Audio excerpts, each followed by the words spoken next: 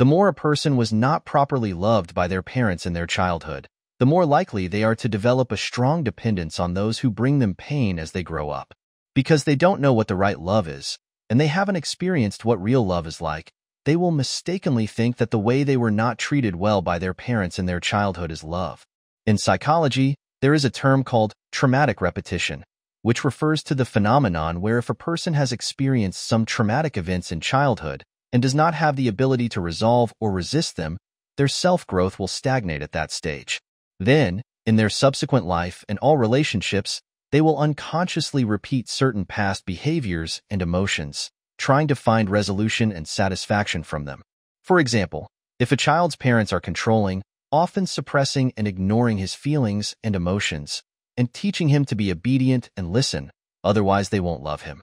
The most common thing they say to him is, "I'm doing this for your own good."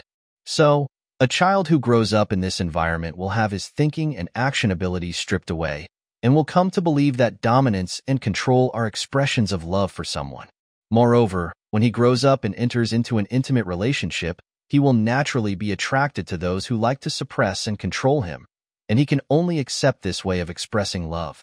If you want to give him boundaries, freedom, and respect, he will instead feel panic and anxiety, thinking that you have no power, no opinion, and even feel that you do not love him. The reason is that he does not know this is love, because what people want to express on an emotional level is not happiness, but familiarity. So a person who has been accustomed to abuse from a young age, when you try to love them in a normal way, they can't accept it, because they can't experience that sense of familiarity, can't reenact the past, and can't genuinely feel themselves in the process. Even their deep need is for unhappiness. What they deeply need is not happiness, but this kind of pain. Only this kind of pain can give them a heavy feeling, making them feel alive. What's next? This is also his loyalty to his parents, because people can infinitely surpass their parents in achievements, but if the inner joy also surpasses the parents, then his subconscious will be punished by fear. This is also the Oedipus effect. Imagine, you are still a child. You are still dependent on your mom. If your mom always criticizes you, does not recognize you, thinks you are very bad, and you have a sense of self-identity, think you are particularly great, how would your mom treat you at this time? Undoubtedly, you will be hit and punished. Over time, the subconscious mind of a person will retain this kind of punishment. Even if you grow up, this fear still exists. Therefore, you cannot easily break through it to experience more pleasant feelings, because your subconscious does not believe that you will not be punished if you are happy. So in order to avoid punishment, your subconscious will automatically help you choose a relatively safe, yet unhappy state. Do you understand this?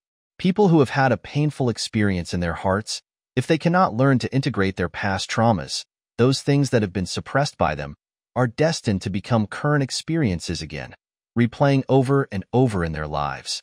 This is why the title says, "Lovers are always loved, and the abused are always abused."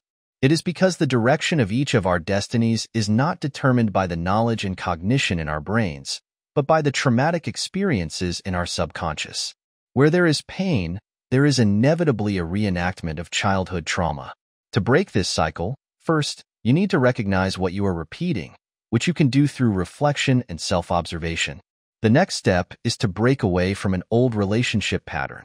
You realize that the current terrible experiences, repeatedly falling into the same pit, and being unable to extricate yourself, are all fears your parents once gave you, but these all belong to your childhood. Now you have grown up, you have more strength and resources, and you are capable of resisting those terrible relationships. You can tell yourself, once, I desperately needed my parents' approval, their attention and love, without which I couldn't survive. So I had to accept their demands, control, denial, and blame. But now it's different. I've grown up. I have the ability to take care of myself. I decide to break away from my original family from childhood. Then cultivate self-awareness and emotional adjustment abilities to help yourself break free from the pattern of traumatic reenactment. That is, you need to establish a new understanding of your current situation. If you are currently in an unhealthy relationship, then you need to consciously make choices and decisions to prevent yourself from getting involved in relationships and behaviors that you know are harmful. The way you are accustomed to being loved determines the kind of people you attract, and also what your life will be like. If you can't break the old pattern, your life will constantly replay tragedies. Others only need to test you slightly, and you foolishly jump in, then start a masochistic love mode. You can only avoid making the same mistakes when you face your own wounds and have a stable and strong core. This way, the next time you face the same pitfall, you won't jump in blindly and you won't choose the wrong person again. Because at this time, you have a sense of boundaries, and you understand what it truly means to love someone, so you won't choose the wrong person. If you enjoyed this series, don't forget to hit that subscribe button. Your free likes are the greatest encouragement for me.